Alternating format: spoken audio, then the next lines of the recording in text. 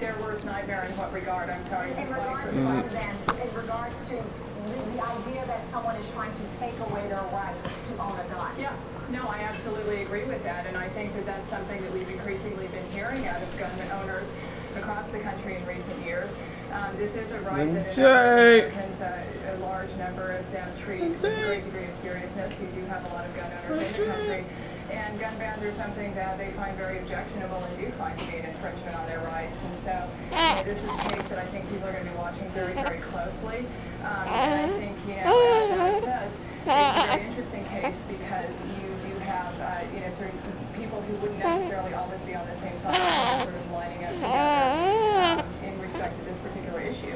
Liz, without going into the particulars of what Chicago has done or what the District of Columbia tried to do, don't cities have a right, though, to a certain extent, to at least try to restrict guns and try to make sure that guns are kept down or that it's very difficult for people to get the sort of guns that are inflicting so much of the violence in the inner cities? Well, that's something that the court's going to have to look at very carefully. I think one of the real questions here, this is an issue of incorporation. That's one of the things that the court is going to be looking at. And the question is, how fundamental is this as a right? How fundamental is the Second Amendment in terms of the function of the courts? And I certainly think nobody's going to say that bang, bang, little old, bang, bang. Have an interest in restricting crime, but there is no question as to whether gun control laws actually facilitate that, or whether they do really nothing other than contravening people's rights and violating people's rights with a very limited effect on crime. And Adam, is there a point where the city go too far and they cause themselves harm and then go to Supreme Court and take away what you've tried to do?